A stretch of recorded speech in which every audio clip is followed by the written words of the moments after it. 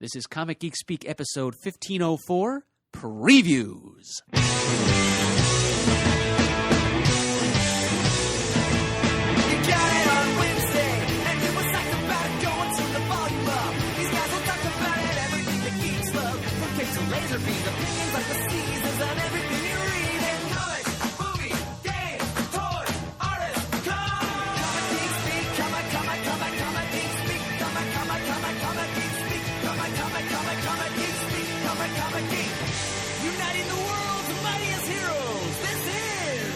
I'm Shane Kelly. I'm Adam Murdo. And I'm Chris Eberly.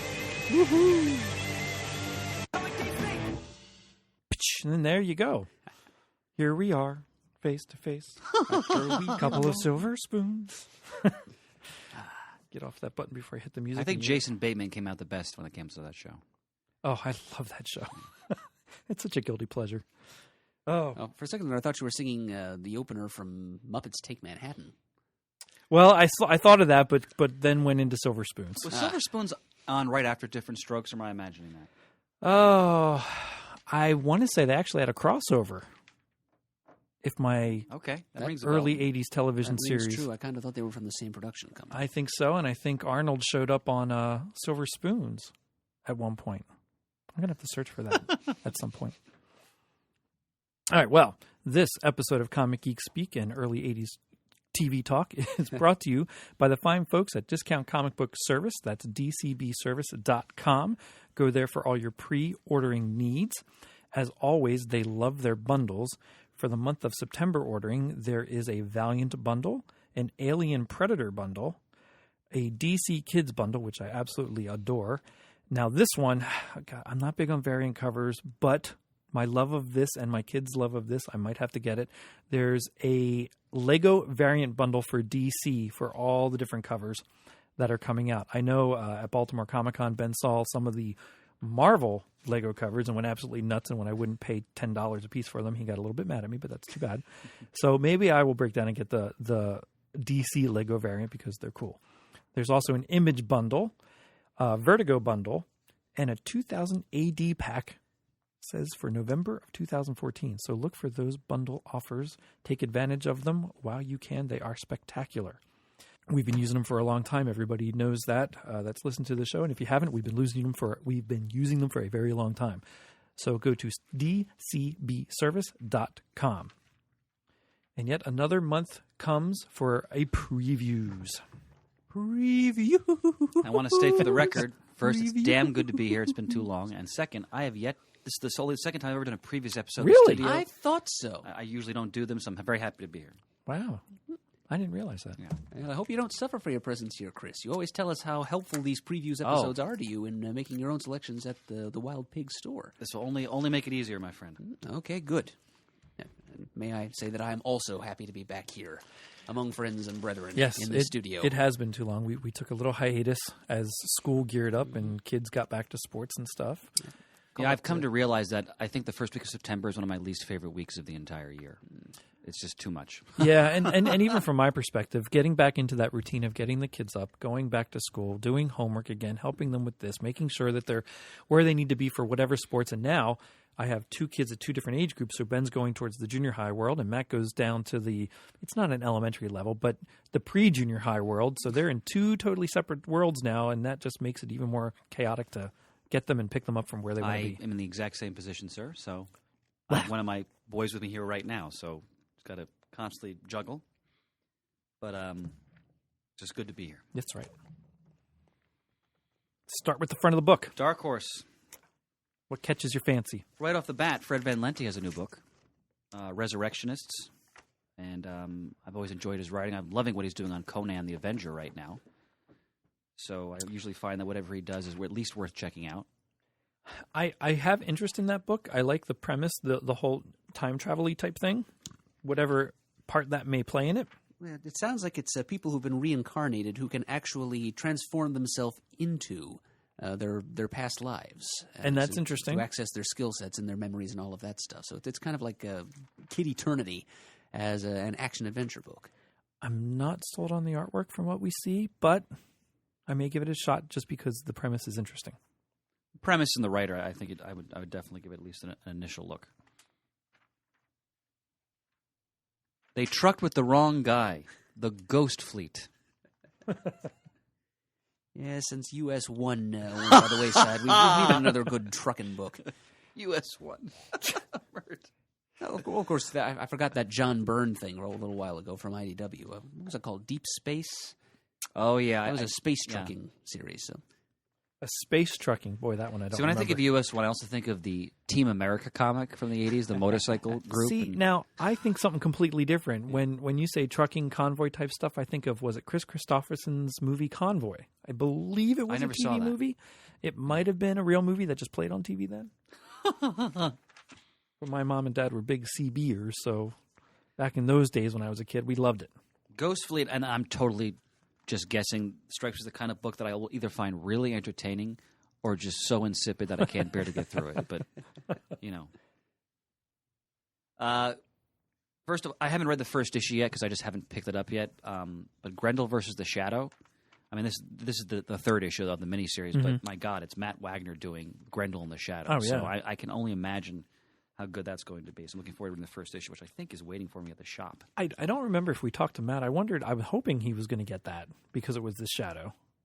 Does he know it's out, or he's going to read it on Wikipedia? I think he knows it's out. Zing. Oh, that John Byrne space trucking thing is called The Highways. By Okay. the way. I remember that. And it was from IDW. Just as a shout, I'm sorry, Shane, go ahead. I also like BJ and the Bear. God, I haven't thought of that in years. Oh, and Sheriff Lobo. Come on. Yeah, wow. I know we're totally off track No, here that's already. part of the 80s theme, though. Yeah, it sure is. You know, we can start talking about T.J. Hooker. And, You're killing me. I just want to point out, I've mentioned it before, but it's been out now for a couple of years. The Massive by Brian Wood is a book I highly recommend, especially if you're into, you know, sort of cataclysm, post-apocalyptic type stories. This one is, you know, has a really smart political edge to it. You know, it's about a team of environmentalists whose ship has survived this economic cataclysm and environmental cataclysm. Many cities are underwater. Civilization has been drastically affected, and they're still trying to maintain their mission, and also try to figure out, you know, why this happened and what it means. And there's at least 2 or 3 trades out. It's another example of why I think Brian Wood is just a great writer and such a diverse writer. So many different things he can do.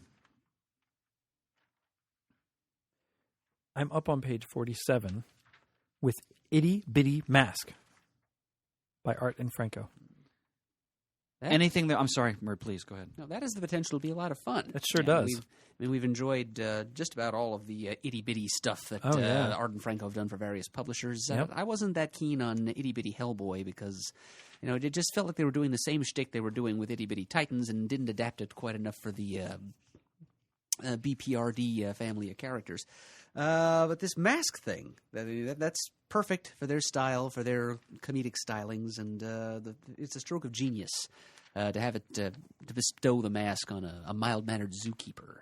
So now the mask can find its way onto various animal characters. We see right here there's going to be a giraffe is going to wear the mask at some point. All kinds of hijinks. A giraffe and a bow tie, no less. Well, I find Bow ties are cool. Anything those guys do, usually I enjoy it. I had the pleasure of seeing Franco down in Baltimore at the Comic-Con, and Ben was thrilled to get yet another sketch in his sketchbook. And it ended up being from Franco, so now he's got his entire sketchbook is all Art and Franco. We have Art and Franco art on the store that I got from them at the last Super Show we did. Oh, it's wonderful. Yep. I mean, anything about this Eye of Newt hardcover on page 57? Sounds interesting. No, I do Michael not know Haig. anything other than what's in the previews.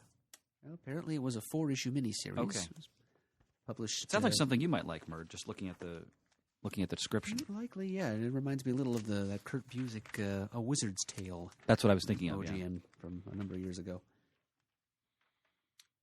Back on page 45, there's a one-shot starring the resurrected Golden Age character Skyman.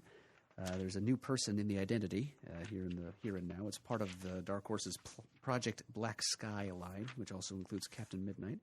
And it's got art by our friend Freddie... never mind. It's got a cover by Freddie Williams II. Now, who published Skyman as a Golden Age character? I do not remember. Okay. So I'm not familiar with him. Just to mention, page 58, Fred Van Lente again. He's writing the Conan book. When Brian Wood left his magnificent run on Conan, they relaunched the book as Conan the Avenger, but maintained the continuity Wood established, and it's still excellent. If you're a Conan fan, if you haven't read the Brian Wood stuff and now the Van Lente stuff, I highly recommend it. Or if you just want to read just a damn good sword and sorcery tale, these are excellent stories, both the Wood work and the Fred Van Lente work so far. On page 65 starts another Grindhouse miniseries for horror fans that liked what was put forth before. Number 1 of 5. Oh, the artist is the artist from Scalped. Aaron Ware, he's an outstanding artist, so that's a selling point right there. I just want to point out that I'm such a huge Buffy fan. I've fallen so behind in that book. You and me both. I haven't even finished season 9. I mean, I gotta get some trades and just catch up because I'm sure it's still good, but it just fell by the wayside. A little side note. I didn't realize we were signed up for Amazon Prime, and I started watching old Buffy and Angel episodes through their instant streaming. Oh God, I miss that show. Both of them. I've been watching slowly with my kids. It never gets old for me. It's still good every time I watch it. It's so much fun. Page 67, they're releasing a new EC archive. The Vault of Horror. Volume 4. Interesting. I'm a little confused because I thought I'm Happy Darker, but I thought Gemstone was doing all the EC stuff in the past, but I don't know what happened there. But one little comment I want to make, because I like to carry EC books in the store just out of respect for what that company contributed to the comic book medium. Just a few copies of different things. Tales of the Crypt #1, Volume 1, has not been in print literally for years. So it's really hard to try to sell someone on that book when you can't have the first edition there. I don't know why that's the case, but if anybody's listening that has control over that, please put that back in print. Yeah. I think that of a lot of things that like a first or second volume of something you can't sell something to a person. I mean, the EC kind of can, because they're self-contained stories, but still, if you're interested in the history, you want the first volume, and it's. You're right. There's too many times you see they just won't have a certain trade in print. You can't really sell the. God, Starman suffered from that for a long time. Oh, that was brutal. And now probably they're never going to finish the larger collections they were doing, right? Because they did the hardcover, but they were doing soft, but they stopped them. Right. I had all the hardcover, so I didn't worry about the soft cover. But yeah, if they never came out with up to 6 volumes of the soft cover. I was going to mention to you, and I'll say it on the air, what the hell. I think someday, not anytime soon, faithful listeners, I think we should really go through the whole Starman series. Oh, I would love to. I really think we should. That could be a whole sub-podcast on its own. Yeah, and it has been, too. Yeah. That's true. Anything else from Dark Horse that jump out at people? Nothing else for me. How do you guys feel with Star Wars no longer being in? I miss it. I do too. And I'm not skeptical, not in a bad way. I'm just waiting for it to start at Marvel and see what they do with it. I mean, I'm because I wasn't on when you talked about the Star Wars comics that are being solicited. I believe there are 3 different titles that are coming out. Yep. And I think 2 of them I'm very excited about. Wasn't Mark Waid doing one? Yeah, I think it was a Princess Leia miniseries. Yeah. He's doing one. I remember I think the one about Darth Vader. I was not. That's the one I'm jazzed by the creative team that they put on the book. Kieran Gillen, I believe. Who I think is a solid writer, but I don't think he's a great writer. And I think that kind of subject matter, and I hope he proves me wrong. I hope it's amazing. Absolutely. But I wasn't as excited about that as I was about the other 2 creative teams in those books. And especially coming up, I mean, the Brian Wood series is one of the best Star Wars comics I've ever read, period. I think you agree with me on that. Yeah, we are unanimous there. Oh, I didn't know you read it too, Murd. No, well, I've read the first issue because we did it off the rack some time ago. So the rest, I have not missed an issue so far. They're all in the pile. Oh, splendid. The fabled pile. So, I mean, Marvel has big shoes to fill because Dark Horse did such a magnificent job for 20-something years, right, on that. But I'm excited about what they have coming out. And I'm excited they're doing an omnibus of the original Marvel series. I mean, I know your distaste for really large hardcovers that you can't read now the Starman size perfect. Those are great, yeah. And the first Flash omnibus was like that, and then Yeah. the second Flash is monstrous. Yeah. Ugh. But the Star Wars, the first one is huge. Yeah. But I'll get it. Well, I'm glad to have had all the soft cover of the Dark Horse Yes. versions Yeah. of that. Well, I don't know if you guys know this. I'm asking because Dark Horse was doing the Marvel series in the smaller digest form for the Yep. past few years. I'm wondering now if they can't do that anymore. I guess they can't, right? Guess not. Yeah, no. because Yeah. Marvel's so. Yep. But you can still find those around. Oh, yeah. So Yeah. if you want to find them a little cheaper, because the Marvel series is really good. Mhm. It's wacky in some ways, and Jack's the Green Rabbit. Mm-hmm. But Yeah. I knew Murd was thinking that. But they they kind of do their own thing with a lot of it. But there's a lot of really good stories in that series. Yeah. So DC. DC, as I said in the beginning, has a special on their quote variant covers for the month. They're all Lego people themed, which I love what they're doing with the Legos for both Marvel and DC.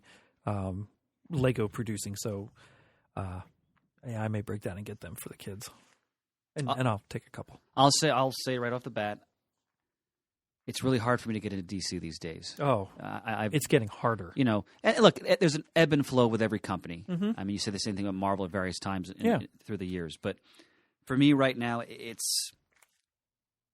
I'm reading very little DC New 52. Maybe down the road we can talk more about just that concept, the New 52, and where it is now. Yeah, But because now this month it's 3 years old. 3 years, right? Yeah, this month. And Because Man. part of that, as much as I like to see Jim Corrigan come back, this Gotham by Midnight #1, it's yet another Gotham, another Bat book. It seems like there's a bazillion of them right now.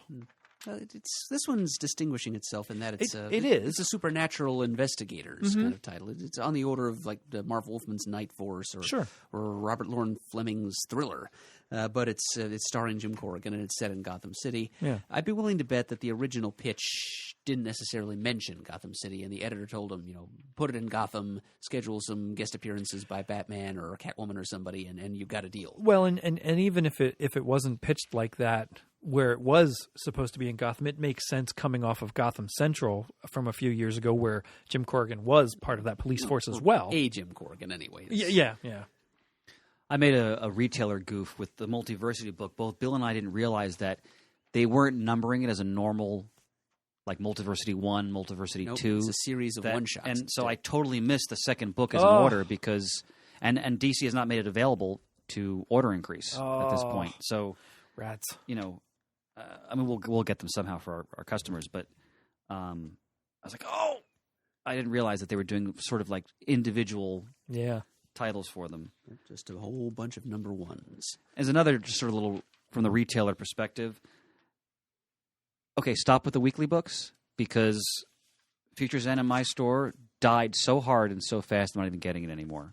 People are done. All right, again, and the 3D covers they just did, Oh. I'm very happy I ordered very modest amounts of that, so we're selling most of them. Enough. Yeah. Do something else because it's like when Marvel did the Marvel Zombies thing. Let's drive it not only into the ground, but through the mine ground. shaft down to the center of the earth. Yeah. All right? Because, and it gets to the point where I just stop. I don't even order this stuff anymore because very few people are, people are tired of it. I mean, at least from my little corner of the Well, world. I mean, if you're getting all 3 of the weekly series now, that's 12 plus extra books a month on top of whatever you would normally get. Well, this is a canny retailer talking to you now, DC, so pay attention. If I was that canny, I'd be in much better Wouldn't shape. be a retailer. I haven't caught up with the Spider-Man, jeez. Superman, John's Romita. I only read the first issue we talked about. Somebody read past that. I read the second issue was as well. I liked it. Yeah. I'll stick with it for a little while. Yep, Superman and Ulysses are still getting along. They're sort of regarding each other as long-lost brothers. Okay. Yeah. Eventually the other shoe will drop, I'm course. sure, and they'll inevitably have it out physically. But for the time being, I'm enjoying watching this harmony between super beings. Can we back up real quick? Sure. To, the DC chose to lead with this in their direct currents listings, so I thought maybe we should mention it at least. Page 78, the new Wonder Woman creative team. Since Azzarello and Chang have finally closed up shop. It's now Meredith and David Finch. I'm assuming a husband and wife team. writing, and and then David Finch doing the artwork with help from Richard Friend. This first issue of the new run is guest starring Swamp Thing. No idea in what direction that's going to go. I haven't read the Wonder Woman New 52 at all, so I can't comment on it. I read the first few issues. I kind of like the Vertigo feel and what Azzarello was doing with I love Cliff Wonder Woman's Chang's mythological background. But And then, I think that got high praise, too, Yeah, when it but came out. I kind of let it drift away from me, and then I heard how he had retooled Wonder Woman's origin, and Not to your liking? not at all. So, yeah, I've kind of haven't felt much remorse at having not stuck with it. We had Cliff Chang as a guest in the store for Free Comic Book Day. He was a wonderful guest, and he did a great sketch of Wonder Woman on one of our white sort of back issue board walls. Nice. So, very nice guy. I'm behind on it, but I'm very curious as they continue to push forward with Robin Rising. And on page 106, I love that cover, or that whatever they used for that page. All the different Robin costumes. Oh, that is a great cover, Shane. Yeah, I like it as well. I'm sorry to keep dragging us backwards. Not at all, but sir. Not at all. Page 82, Justice League United number 6, as the Justice League of Canada concept continues. There's a sort of crossover between Justice League United and the disenfranchised Legion of Superheroes. They don't have their own monthly series anymore. They're appearing in Justice League United right now. And Ultra the Multi-Alien is an important character in this story. Murder going to be all over that one. Oh, like ugly on an ape, my friend.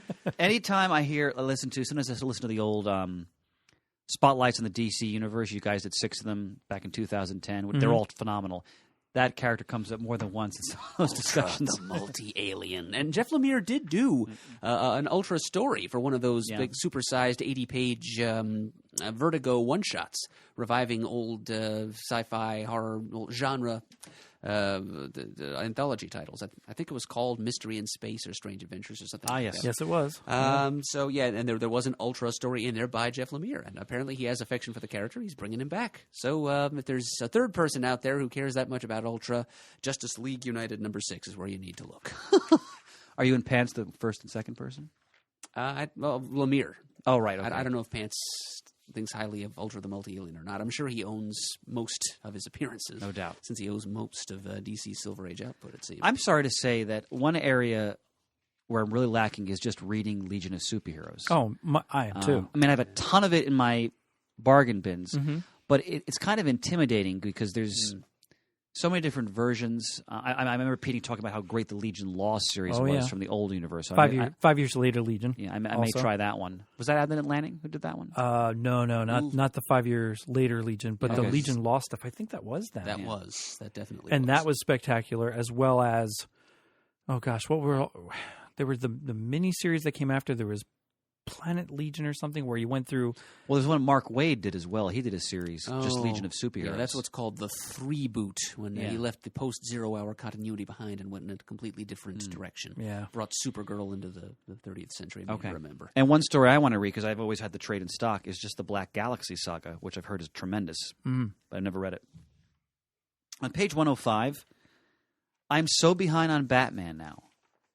Because even though I've always felt the Batman book is one of the best of the New 52, and Zero Hour took so long. Yes, it sure did. Or Zero Year, Zero Year. That I still have to finish the last 2 issues of that. Even though I thought it was good, but I thought it was okay. It was long. The first act I thought was really well done.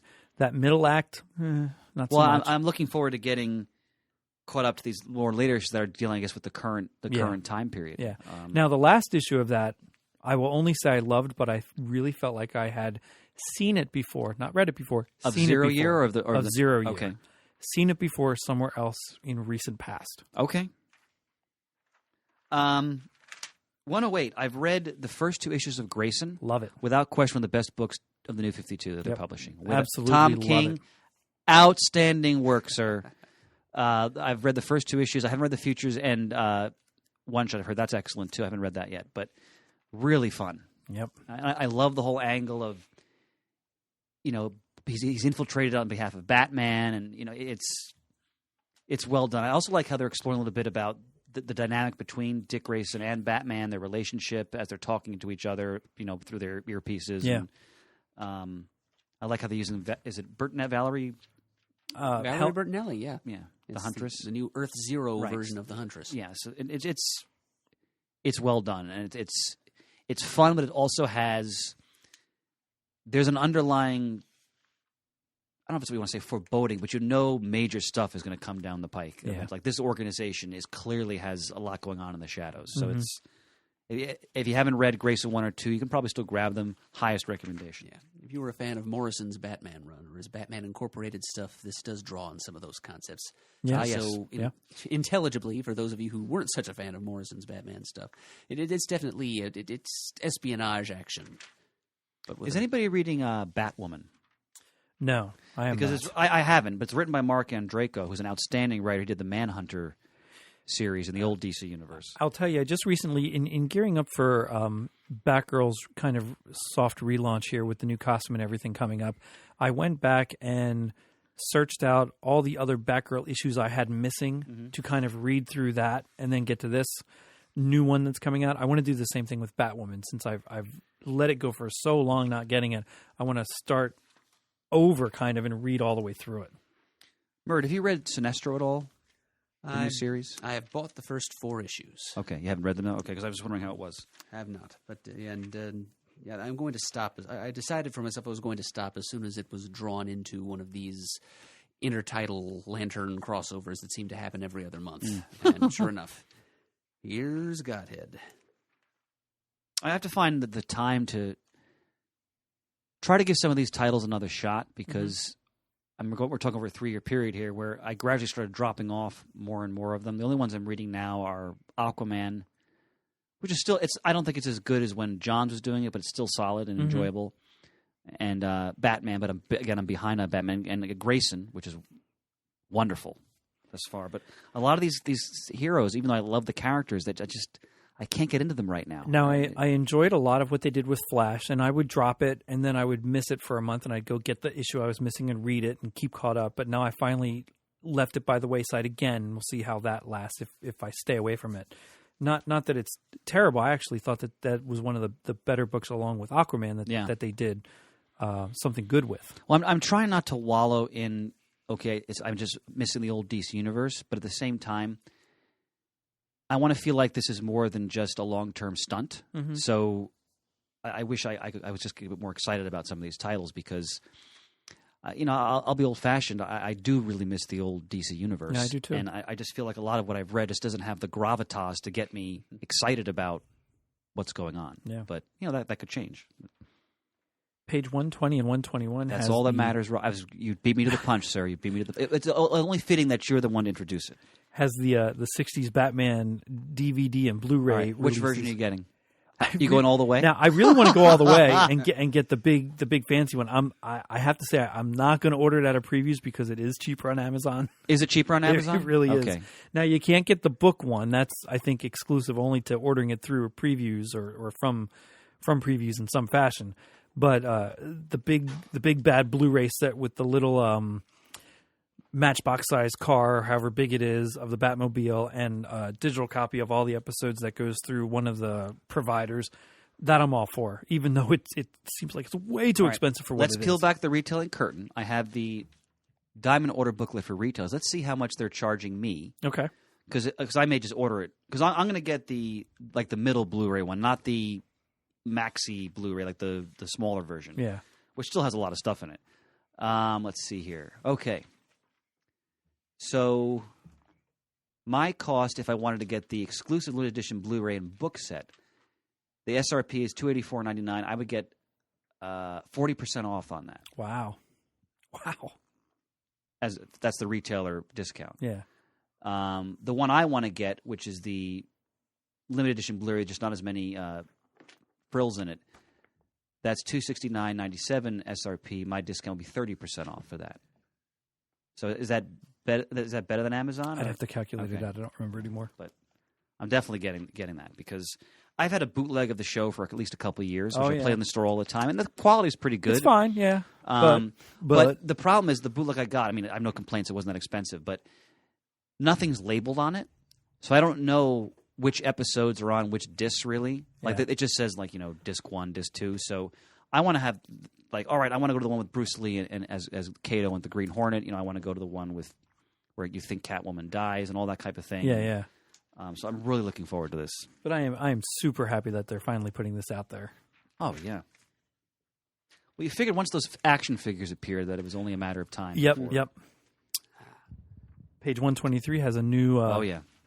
This I'm excited about. Yeah, we're getting a real big 60s Batman blast here. Yeah, we sure are. Lost Episodes #1. I'm looking. I don't see it as a miniseries though. It doesn't say so. I'm pretty sure it's a. It It says one shot. It Yeah. says one shot. One shot. Okay. Yeah, it's just There we one go. lost episode. Apparently, it was a screenplay. A teleplay that was put together by Harlan Ellison.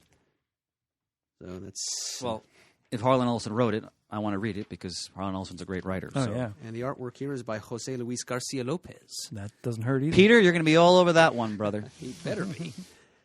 Okay, so we've got that. We've got a regular monthly issue of Batman 66, the 17th. We've got the 6th and final issue of the Kevin Smith written Batman 66 meets the Green Hornet. And turning back yet a few more pages to page 119, another 60s Batman offering. Batman, the Jiro Kuwata Batmanga. They're collecting in 3, as they call it, painstakingly restored volumes, black and white with spot color, whatever that looks like, all of those Japanese Batman comics. So if you purchased Chip Kidd's book Batmanga from a few years ago, and I Yeah. know some of you did largely on my recommendation, and you liked what you saw there, here's your chance to read all of it. And beginning with this first volume, in which Batman faces down Lord Deathman. I just love the Batman 66 meets the Green Hornet 6, how they still render Romero's mustache under the makeup when they draw him. Oh It my just gosh, is yeah. hilarious. Yeah. My boys were watching the TV show as I DVR it from whatever it's IFC that it's running on, and Ben had picked out and he says, "Is that his mustache?" And I'm like, "Yeah." Well, why don't they just shave that off? I'm like, "Well, there's the story behind that," and told him a little bit about it. But I was surprised he picked that out because when I was his age, I didn't. I never noticed either. I just enjoyed Batman. I didn't really realize what was going on with the mustache. Yeah, I just assumed it was part of the deformation of the Joker's face. Yeah. Page 132 has an Absolute Green Arrow by Kevin Smith, as well as The Flash, a celebration of 75 years hardback. Yep, that's 50% off on DCBS, by the way, the Flash celebration, that is. Excellent. $19.99. Now, I enjoyed this series when it came out. I think it's odd that it's being solicited here, and I'm wondering why. But on page 133 is The Divine Right, The Adventures of Max Faraday, back from the Wildstorm days, I believe it was, with Jim Lee and Scott Lobdell. Wildstorm is now Part synced of up with DC. Oh, yeah. right? Yeah. But, like, why this character? Why this story? It's been years. Maybe Jim Lee has a soft spot for it. Maybe. And maybe something else is coming out for it. Jumping back for a minute, going to page 128, they had the trade for Future's End Volume 1. Mm-hmm. DC, please put the original 52 story back in print and trade, please. The original weekly 52. Oh, yeah? Because it's not in print anymore. Okay. And I think there's still people be interested in reading that. Yeah. And there were 4 trades that are not in print. I have the So- first 3. Yeah. Murd, have you ever read on page 135 Twilight by Howard Chaykin? Yes, because Peter talked it up to me. I've never read it. extensively. How is it? I definitely want to check it out. Well, it's was it 1990? I was going to guess 1990, and it says right here that's when it was. So it's still reflecting some of the lingering effects of grim and grittiness. I mean, it's putting a pretty heavy tarnish on those optimistic Silver Age science fiction series and characters and concepts. Peter loved it because Jose Luis Garcia Lopez did the art. Oh, of course. Yeah, but it's Chaykin, and I've never really cared much for his writing. So yeah, I enjoyed seeing those characters again, more so than I enjoyed what Chaykin was doing with them. But I certainly can't fault Garcia Lopez's art. Tommy Tomorrow's in it. Wow. Indeed. And his partner Brent Wood. Yeah. Among I'm laughing because not just because of the name itself, but I was just listening to, once again, one of those spotlights in the DC universe, and you guys were talking about, it was the second part, was DC in the 50s, and Peter was just having a field day discussing Brentwood, or is it Brentwood? I think it is Brent And Wood, yeah. Tommy Tomorrow and how Faye they were portrayed at some point, and I think Space Cabbie came up at one point. I was Oh, howling, yeah. but, Shane, they're reprinting the Nightwing miniseries. I know, that's interesting. From the 1 through pre-52 8. days. That was the miniseries before the regular series, correct? Yes. Yeah. The four. Oh no, I'm sorry. No, it's the first solo I issues. take it back. They're doing the 4-issue miniseries And the first 8 issues. first 8 Yeah. issues. Okay. Yeah, so the first 4 was him with, I think he had a ponytail for his more yellow, not the disco right. collar one, but precursor to the black bird type on his chest. And then the first 8 issues of the regular series. black and blue costume was awesome. Oh my God, yeah. Great costume. And that was a great series. I really, Oh, it was really excellent. enjoyed Very it. consistent. And they're doing a second trade of John Ostrander's Spectre series from the 90s on page 135. Tom Mandrake art. I've never read that, but I've heard it's very good. I haven't read all of it, but I've read a good chunk, and it is very good. And this isn't a bad criticism by any stretch, but a lot of interesting choices for trades coming out in recent months of things from that era, 80s, 90s, stuff that I would think they're trying to distance themselves from with this whole New 52 the last 3 years. But with Multiversity, it makes me wonder if something's not going to tie into some more old classic things. I just say keep it coming because they have such a rich library. It's great. My God, keep mining it. Did we say anything about the Jeff Johns Green Lantern Absolute? Or Omnibus, I mean? I don't think anybody mentioned it as of yet. Yep, page 113. 133. Yes, 1,232 pages of Jeff Johns written Green Lantern material, which was It's a heavy tome. very well received from long-suffering Hal Jordan fans. Yeah. Maybe that'll show up at a future Wild Pig raffle. You never know. That would look fine on that prize table, Chris. Thank you, brother. Page 137 has your fine offering of Tiny Titans and Scooby-Doo comics. Oh, yep, including the 7th issue of Scooby-Doo Team Up. How is that? I have not read it. Well, they've done. Charlie Fish is a pretty clever writer. Yeah. And I like some of the things he's been doing with teaming up the Scooby Gang with various superhero and villain characters in the first few issues. Like in the most recent one, Velma and Daphne become Amazons or in training. Well, not official Amazons, but they're there taking like self-defense classes on Paradise Island while the guys have to stay on the invisible jet because their feet can't touch the ground. Yeah. Because that would cause the Amazons to lose their power. So it's kid friendly, but it's not dumbed down particularly. It's at least on the level of classic Scooby-Doo and probably several notches above that. And I'm glad that they're moving on to team up the characters with people other than just DCU. I am too. Because this issue, number 7, teams Scooby-Doo meets the Flintstones. So now we'll do some Hanna-Barbera team ups. Yep, and I'm perfectly happy with that. They can just find a way to work in some like washed up celebrities somewhere along the line. Now, if they're doing Hanna-Barbera characters, they better damn well somewhere along the way do Blue Falcon and Dog Wonder. Oh, yeah. I mean, that's got to be a given. Well, they've met and they did like a whole animated movie. They did, and that was great. But if they're going to do these team up with the comic book, I really want to see a Blue Falcon Dog Wonder team up. No argument here. And my kids love this book as well. The Kitchen One from the Vertigo section on page 138 sounds interesting. Set in the late 70s, it's enough to raise an eyebrow of mine. Times Square is a haven for sex and drugs, as they say. The city teeters on the verge of bankruptcy. Well, blackouts can strike at any moment. New York City in the 70s. It's about Irish gangsters who end up in prison, and then their women decide to take over the racket. Yep. So that might be interesting. Page 144 in the Vertigo section, if you missed the issues or didn't know about it until afterward, the Royals trade paperback comes out. Okay, we talked about that. I love that book, and until the last issue, that was going to be my pick for miniseries of the year. Mm-hmm. But that story should have been given a lot more time because they jammed in a lot in the ending, and overall I highly recommend the book. It's well worth reading, but the ending was. It was not like it was a letdown, but it was just you think, they should have given this book more time. It just was too crammed in at the end. Yeah, unfortunate. Because it was a really great concept. Interesting thing for the DC Direct world, or DC Collectibles now. Page 151 has a Death Ankh necklace from the Sandman. I like the Superman statue designed by Mobius. Mm-hmm. With the trunks intact. Yes. IDW? IDW. Artist Edition cover month. Interesting concept. Oh, wait, what page is that on? 155. And then just various issues throughout the whole month have an artist's edition cover, variant cover type thing to them. I must confess, I'm not well versed in a lot of these licensed properties. So I'm not reading Transformers or any of that type of thing. I keep trying to dabble back and forth into Transformers. There are some things that I think they're doing very well that I've been contacted from listeners about that I want to take some time and try to read them and really sink my teeth into some of them.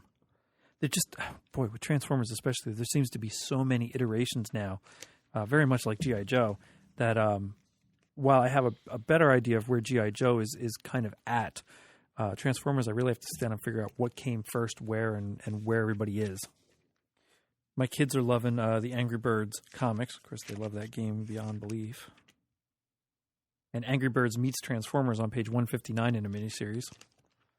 That's interesting. I'm jumping ahead just a moment to page Go right ahead. 169, Shadow Show #1. Oh, you Bradbury fans out there. Joe Hill writing. Joe Hill is Stephen King's son, correct? And he did Lock and Key, which I read the first volume of Lock and Key. It was outstanding. I've heard the whole series is great. We have a couple of our listeners who've been bugging us to talk about it on the air, actually. And maybe we can do that down the road. A friend of Wild Pig, Charles P. Wilson III, who is a magnificent artist. He's doing the art in that book. Back on page 162, My Little Pony Friends Forever Volume 2 trade paperback.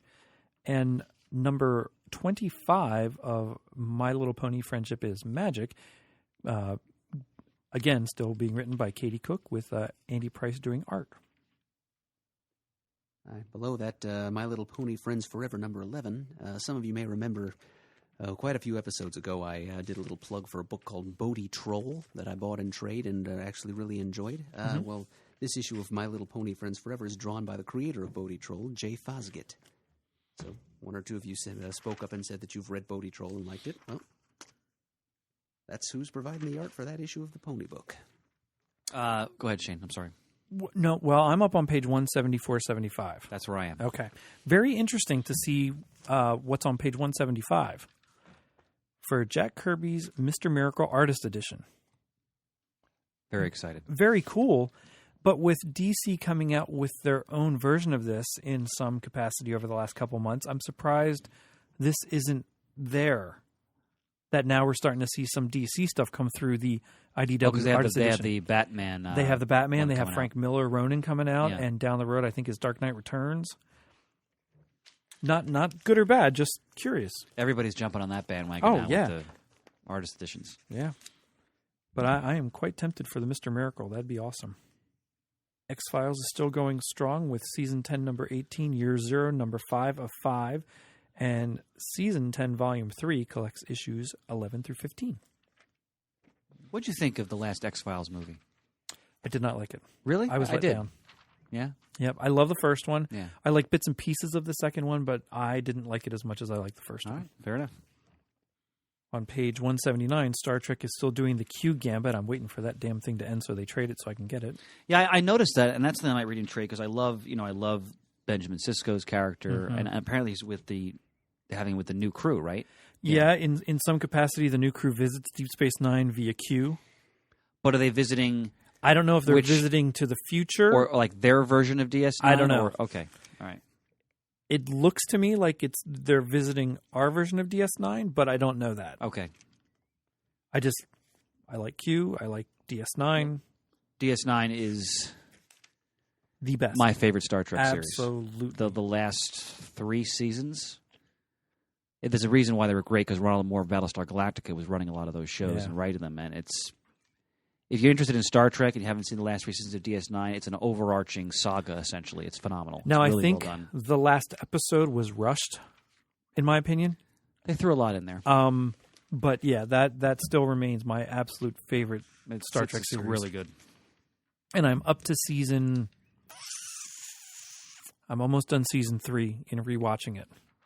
I will periodically throw on episodes I love from those last couple seasons just to let them just chilling out because they're just so well done. Speaking of chilling out, On page 170, we've got the 5th issue of the latest volume of Winter World, old 80s Eclipse comic series that was written by Chuck Dixon originally and is being written by Chuck Dixon again. It says the 5th issue was a great jumping-on point, so I enjoy it personally. Give it a try. It's a Well, I didn't realize this originally was in the 80s, this series. Oh, yeah. I had no idea. No, Yeah, I didn't either. It's like a 3-issue prestige format mini, I think, and now it's kind of an ongoing from IDW. It's high concept is it's survival in a new ice age, and it's like I don't know, Mad Max on ice. It's like frozen water world. It's like The Walking Dead without the zombies plus polar bears and stuff. Yeah, and it's written by Chuck Dixon, who always does action very, very well. Yes. He's a master of action and a master of pacing. Let's jump ahead to page 187. I always applaud IDW for doing editions like this. Ditko Shorts. So they're reprinting a various. It's a compilation of 1, 2, or 3 page Steve Ditko stories. I'm assuming from his Charlton years or maybe Warren. I'm not positive about that, but anything Ditko does, I may find the man's politics not to my liking, but I love his artwork. So definitely check that out. Now, Murd, on page 188, would The Adventures in Oz fall into your purview of interest? They are fantastic stories, Shane. I mean, I already have. The first time IDW reprinted all these Eric Shanower Oz comics, originally published in the 80s from First, I believe. I was one of the first people in the United States to own a copy. Nice. That was the year we went to San Diego in 2006. It was preview night. I went up to Eric Shanower. There was nobody nearby because you could do that at San Diego in those days. Got an autographed copy. Even helped him sell a copy to somebody else who was standing nearby. I don't remember that story. That's great. So yeah, it is definitely to my liking, Shane. Shanower is the guy who adapted Baum's Oz books into those recent series of miniseries for Marvel. Okay. Although Scotty Young did the artwork for those, I've already said my piece about how I've no disrespect to Scotty, and I just don't think his character designs were the right fit for Oz. But Shanower's, this is the gold standard for this Ozophile. As far as what comic book art of the marvelous land of Oz should look like. So I urge any of you who enjoy Oz and would like to see some Oz comics and are curious as to what Murd's idea of a good, well, not that those other adaptations from Marvel weren't good, but what good and appropriate Oz artwork looks like. Who originally published this book? I think it was First. First, Comics. okay. Back in the 80s, yeah, the like oversized, magazine-sized original graphic novels, and I did have a few of them as a youngster. I wasn't even collecting comics in those days, but I had a few of those Oz stories. Loved them to death. I was just reading them a couple of years ago. I was riding down to Heroes Con with Pants, and I had my copy of that trade that I got at San Diego. I mentioned. I was literally rendered breathless. Ladies and gentlemen, Murd just put his hand to his chest. And just beating the air out of my overcome with lungs in an emotion. attempt to simulate the sensation that it practically pricked tears from my eyes. How gorgeous this Oz art of Eric Shanower's was. I can't recommend his Oz stories highly enough. That's great. Anything else for IDW? No, I'm good with IDW. Image it is? I think you should lead off, Chris. Well, page 192. Go for it. Well, first I just want to point out before we get to that, when you open the image section, the greatest comic out today is right there, which is they're doing a very affordable hardcover collection, the first 18 issues of Saga, I think for only $50, with a lot of extras in it. So we'll talk more about that in a moment, but I think Murd should talk about the next book. That's fine. Well, fairly easy to elevator pitch. It's Matt Fraction doing a weird space opera gender-bent extrapolation of Homer's The Odyssey. Gender-bent extrapolation. I'm so glad I'm here. What more do you need to know than that? I'll throw in the word psychedelic because it mentions it in the solicit copy, and just looking at the art and the cover graphic, it will be sort of outer space psychedelic. So yes, it's this sort of gynocentric matriarchy, in outer space, which is involved in a war with another similar matriarchy, kind of like the Trojan War between the allied Greek city-states versus Troy. It's just kind of adapting Homer's tale of how the wise man of Ithaca, Odysseus, and his crew find their way home very indirectly, with many, many, many misadventures in between because Odysseus pissed off the wrong gods, and so Poseidon made his trip home extremely difficult. And so those adventures are being retold in science fiction terms by Matt Fraction, one of the smartest, most versatile writers in comics. So it's going to be the tagline is "The heaviest trip is the one back home." So we'll get to see this female Odyssea, she's cleverly called, making her space odyssey back home after this Trojan War. And that is our off-the-rack pick. Correct. First off the rack pick. Yes. Yep. You may have noticed, gentle listeners, that we did not select a DC book as an off-the-rack pick this month. So that is because, once again, DC's made it a little difficult for us. It seemed to us that the best options would have been the Batman 66 Lost Episode one-shot, which is a Batman book, and we're trying to avoid doing Batman books every other month. And the other option was Gotham by Midnight, which is a little too close thematically to one of the selections from last month's Not only previews. the previous month, but also a Batman.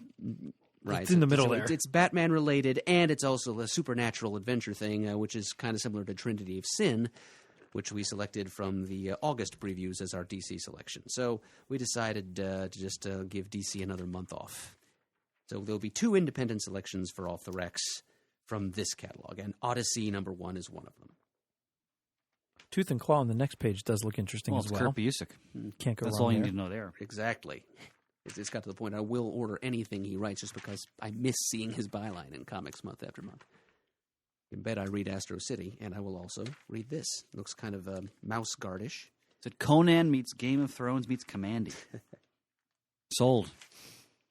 I'm seeing that on page 210, Savage Dragon hits number 200. I have never read that book, ever. I've had a couple issues. How is it? Back in the Never read beginning days of Image. It wasn't my cup of tea. It wasn't my favorite, but it sure does. It sure is popular. It's long lasting. 200 issues is nothing to sneeze at. Well, considering what happened to most of the Yeah, this was Image right there titles. from the start. Yeah, All right, I have to go back to page 206. Mm-hmm. The Humans #1 is about a bunch of damn dirty apes.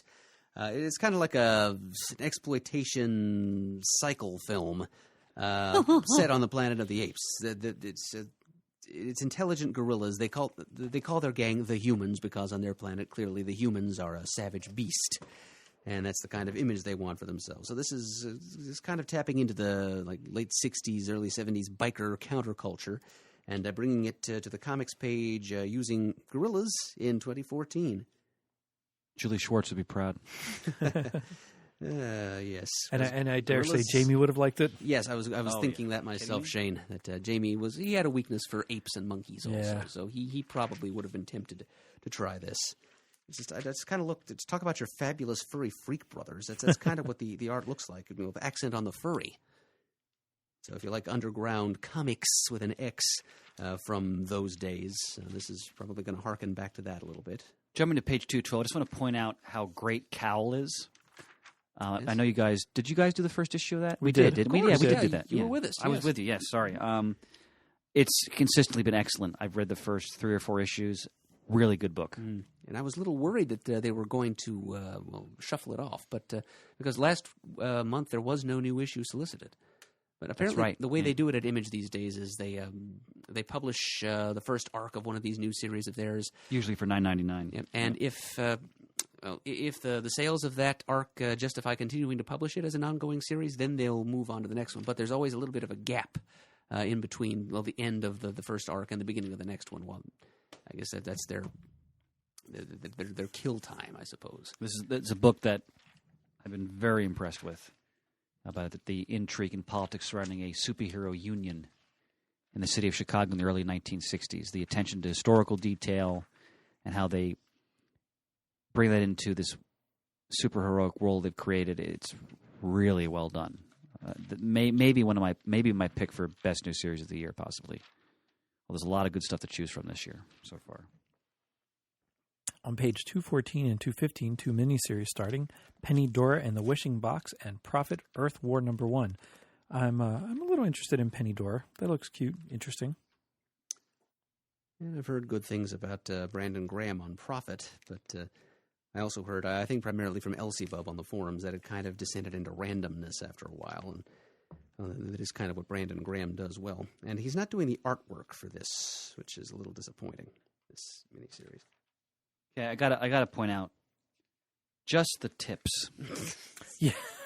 Matt Fraction and Chip Zdarsky. If you don't know, that is the magnificent creative team behind one of the best books out there now, Sex Criminals. And it's a collection, I'll read the solicitation of tips, tricks, moves, advice, suggestions, stories, and confessions. How-tos, do's, don'ts, and do-agains, but slower this time, from the Admissible Letters column of Sex Criminals, alongside all new material, especially created for this collection only. Finally, a book to teach you how to not be a sex dummy. No more. It's this book. If you have not read Sex Criminals, and if you have a liberal sense of humor, and that book is so well done, and it's not just funny Sex Criminals. There's also some real pathos behind it, and intrigue. It's magnificent. And speaking of magnificent, once again on page 217, Saga, Book 1 hardcover. If you've not read Saga yet, I know I've said this ad nauseum, my humble opinion, best comic out there today. And Image gives you a good deal here. You get issues 1 through 18 in a nice hardcover for $49.99. And let's see if they have any extras in there with it.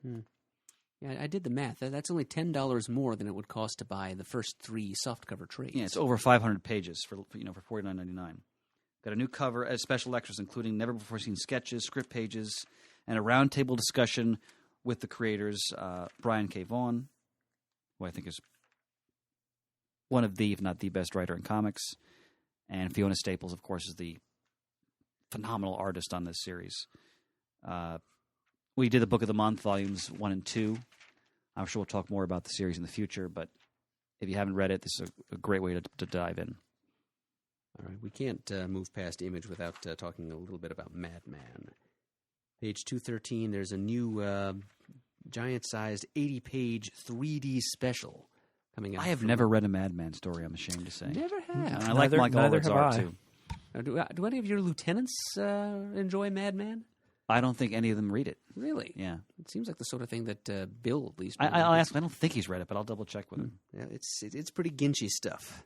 And, wow, there's a lot of artists coming in to help out on this issue, too. Paulo Rivera, Jay Lee, Nick Dragotta, Emma Rios, Becky Cloonan, Declan Shalvey, a whole bunch of them. So, yeah, it's 80 pages worth. The downside, though, is the price tag. It's going to cost $10 for this 80-page special. Probably cheaper on DCBS, but with the 3D glasses thrown in, too. But if you've been spoiling for some Madman...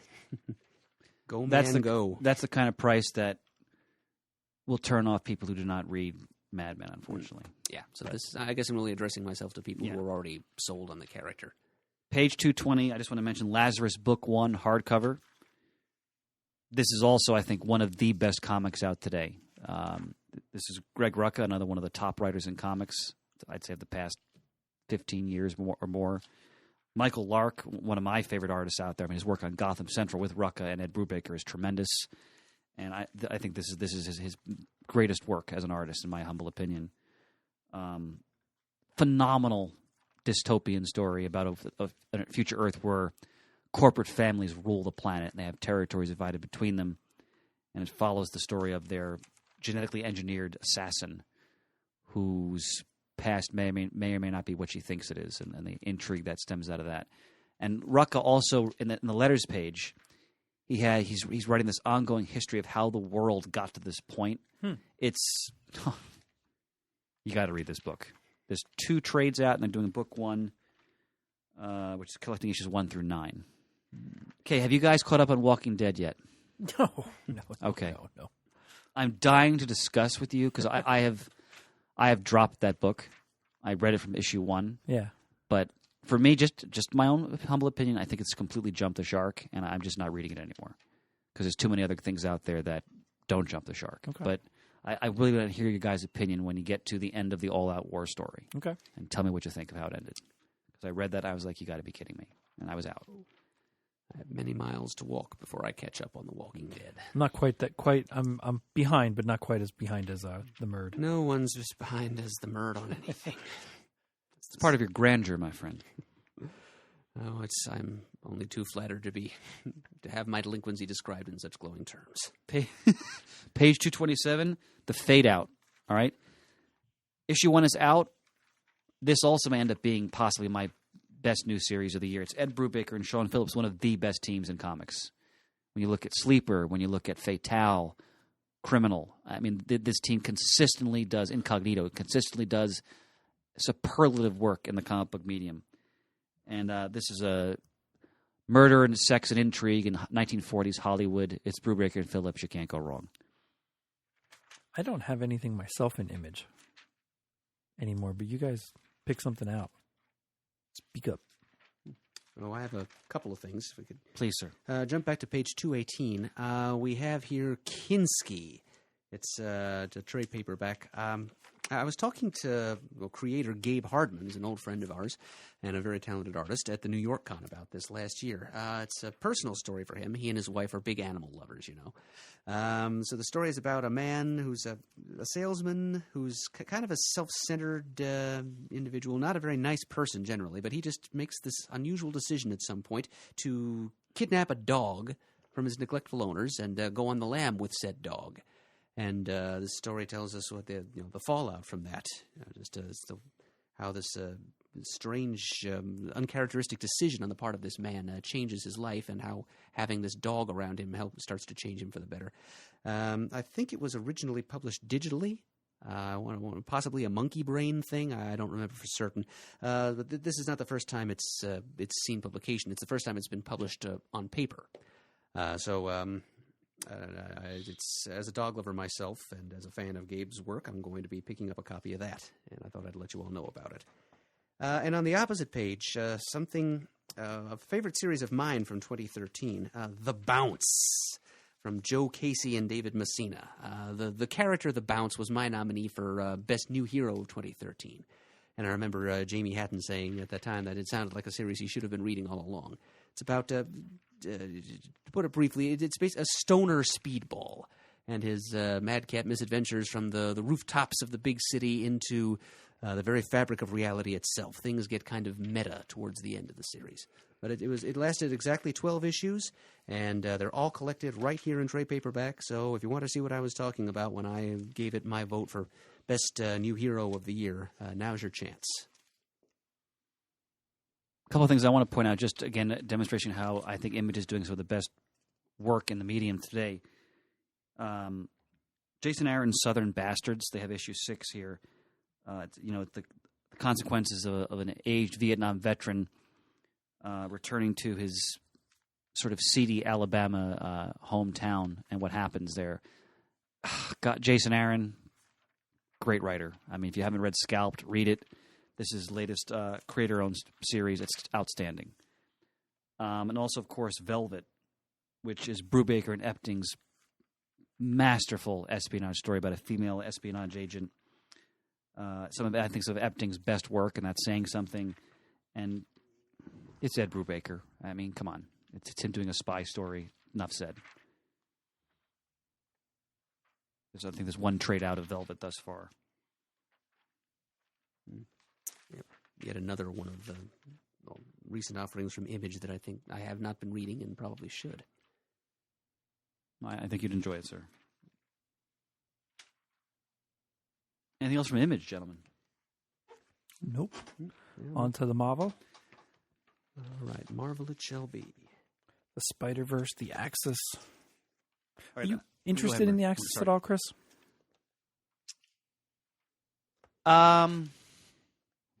Rick Remender's writing it, so yes, Mm-hmm. because I really enjoy what he's been doing on Uncanny Avengers. Mm-hmm. So basically, all of Marvel's big events, like I just finished Original Sin, I read the last issue yesterday. Jason Aaron wrote it, so it's really well done. Most of their events, I get tired of them after a while. I think we all do, in this room at least. But Usually they're at least well crafted. Some excite me more than others, but they tend to get strong creators on the books. Having said that, like I'll talk about Original Sin just for a moment. No, I'm not going to spoil anything, but I love Jason Aaron's work, but do I find his creator-owned work far more exciting than Original Sin? Yes, without question. The sprawling crossovers, it's gotten to the point where I don't even read the secondary stuff. Oh yeah, my gosh, it's such a flagrant let's soak your wallet thing. I'm tired of that, and so are frankly a lot of my customers. I always read the main series because if they have a great writer on it and they usually do some interesting things with it, do I find them as captivating as some of the Image books we just mentioned? Not even close, because they're not. It's not a creator-owned entity. I mean, Original Sin. All I say is, as much as I enjoy it, is like, oh, this is how they get rid of the White Nick Fury. Okay, so and Superior Iron Man. I'm going to jump to that right away because I read that solicitation. I was like, okay, Tony Stark was already a dick in Civil War. Now it looks like they're going to make him a dick again. I'll at least read the first issue and definitely give it a shot. But I got to tell you, the solicitation left me so eyebrow raising. I can't even tell you. I think you guys had the same reaction to that. But yes, it put me far off. Yes. Yeah, sure did. I'm not sure what they're shooting for with that one, but on page 12 and 13 is Captain America and the Mighty Avengers #1 and 2. Mm-hmm. It is basically a relaunch and renumbering of the Mighty Avengers title we already had for about a year, except now it's got the Sam Wilson Captain America in it. I haven't read Mighty Avengers consistently, but I've read a couple that involve Luke Cage, and they're talking about his father in the 70s when he essentially was like Shaft, so automatically I'm into that. Mm-hmm. And Blade is that arc also. Yeah, Blade is in it, and it's fun. So, and kind of out of left field, but Kalu, who's an old that's right, Doctor Strange and actually Ancient One opponent. Well done, Merton. Look at that beautiful. I must look at the beautiful Alex Ross Superior Iron Man variant cover. Yeah, with like his whole history. Where in the hell there. are the page numbers in this book? They're terrible. Okay, 17. I think I'm going to get that as a poster. Yeah, for the shop or just for myself. That's beautiful. Yeah. And look, they have issues 1 and 2 of Superior Spider-Man. Oh wait, Daredevil's going to oppose Iron Man when he's trying to remake all of San Francisco. Yes. Go a couple more pages to all new Captain America #1. Yes. Again, another great cover there. Beautiful cover shown. Rick Remender writing, Stuart Immonen doing good the artist. art. And that's our Marvel off the rack pick. That is our Marvel off the rack pick. Yep. I'm really interested in this. I know some people didn't. I know Jamie didn't like Remender's take on Captain America in Dimension Z. No, he did not. No, and I didn't either. I did. I liked it. And I just kind of giggled at you guys. Yeah, because I enjoyed how they were developing the relationship he had with his son. And I'm interested to see what they do because I love the character of Sam Wilson. By the way, I was just watching The Winter Soldier again because we just came out on DVD. Anthony Mackie is so good as the Falcon. Yeah. And I appreciate it even more. And again, it's good writing and good acting. You really believe his friendship with Steve Rogers right away. Like you really believe that the chemistry they find with each other. And it's I'm sorry, Shane, go ahead. I love the scene when Cap's recovering in the hospital and there he is sitting by his side listening to the soundtrack that he suggested. Great song. Such a great little scene. And he says, "On your left," when he wakes up. And I'm looking forward to, in the third movie, because they're going to be looking for the Winter Soldier, you assume, further developing the relationship between the two of them. Because I've always loved the Captain America Falcon. It's one of my favorite kind of team-ups in Marvel, like their team. Because the Sam Wilson character has been so well developed through the years. I look forward to our future discussion on the first appearance of the Falcon Bird. That's something we have to do. But that movie, just watching it again just a few nights ago, I was watching it with my son Jun. It is my favorite Marvel film. Yeah, hands down, without question. It's up there for me. I like it even more than Avengers, and that's saying something. The characterization in it is just fabulous. It's so well done. And I love the way that it opens up with the two of them running. Oh yeah, on your left, on the mall in DC. Yeah. So I'm definitely want to give Sam Wilson a shot as Captain America. Oh, yeah. I mean, it's a stunt. Steve Rogers will be back. It is, but that doesn't mean it's not going to be well done. But I think of all the stunts, I think I'm more interested in this one because of who it is. It's Falcon. It's Sam Wilson, Come on. and if anyone's going to take over the mantle, if it's not Bucky, Yeah. it makes sense. That Makes it's sense Sam it's Wilson. So I'm definitely going to check it out. You notice the variant cover? Stephen Colbert as the Falcon. Yes, yes. Yeah. I love Stephen Colbert. As a total tangent, I'm so going to miss him when he leaves the Colbert Report. I think he's the best satirist in the country, and I just think he does a wonderful service to the nation. I don't know. I don't know what he's going to do in late night. That'll be. I don't know. We'll see. I mean, he's a brilliant comedian too, so I'm sure it'll still be entertaining. But I'm sure they made him an offer he couldn't refuse. But In 6 months, time runs out for something on the next few pages. it's just funny because we all know how much I love Marvel, but every month more and more of my pile is just non-Marvel and DC books. It just is because I guess we're getting older. We are. We're all A little more middle-aged, cynical. and you've seen all these stories done before so many times that, or you just, there's nothing to surprise you, really. I mean, it's... Well, and really with Marvel especially, I mean, and this is kind of. I think Marvel's doing good stuff now too. Marvel's doing good stuff, but I'm getting really worn with the double shipping, with the constant crossovers. It's weighing sometimes. Thor, though, again, speaking very highly of Jason Aaron, there's a in my head there's an elite group of writers working comics today, and Aaron is definitely in that group. Thor has been superb from issue 1 forward, his whole run on it, and now he's launched. They're relaunching him writing the female Thor. If he's writing it, I'm in because it's probably going to be great. Stunt or no stunt, he's writing it. So count me in. Along with Axis and the new Captain America, there's the Spider-Verse starting.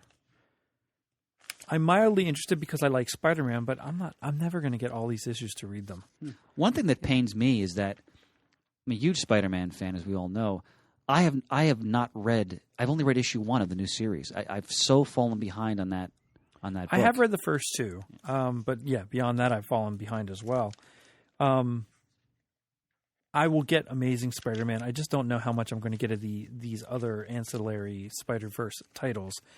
I want to give Spider-Woman a try, not because of the variant cover that was all over the internet a few weeks ago, but I like that character. I liked their first go-around with Spider-Woman a few years ago, and I would really like to see this title take off and do well. Total, I just spotted something here for the first time on page... Oh, hell, there's no page number again. Page 56. All New Invaders 12. Special guest artist Barry Kitson and P. Craig Russell. Wow. For a tale set in part in World War Yeah, One. I'm all over Freedom's 5, which is actually a pre-existing Marvel team concept. that. From what, Vern? I think it's from Roy Thomas's Invaders. That makes sense. Team of World War One. Union era Jack, adventurers. The Phantom Eagle's in there. the Iron Fist, who was established in the legendary Brubaker Fraction David Aja run, Yeah, the he Iron was- Fist from the 20s. Yeah, he wasn't a part of Roy Thomas's conception. Looks like is that the Black Knight? Who is that? It's a Black Knight. A Black I'm sure. Knight, yeah. Yeah, I don't think it's Nathan Garrett or so whoever was the Black Knight just before Nathan Garrett, I suppose. Every member of his family lineage was active as the Black Knight in World War One. Now, wait. I'm sorry, Shane, please. Now, Mert, back in the Spider-Man area, the Superior Foes of Spider-Man number 17 appears to be the last issue, with a great little riff on the end of the Avengers movie of them all sitting around having shawarma. With it looks like Nick Spencer and Steve Lieber in the background serving it up. Yep, slicing the lamb meat off the hock there. Brian Wood is writing Moon Knight, so I'm looking forward to catching up on those because I love the Warren Ellis stuff and I love Brian Wood. So Yeah.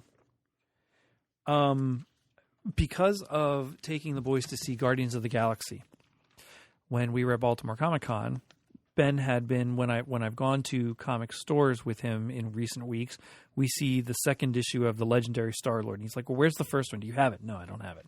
"Do you have Rocket Raccoon?" "Yes, I have Rocket Raccoon."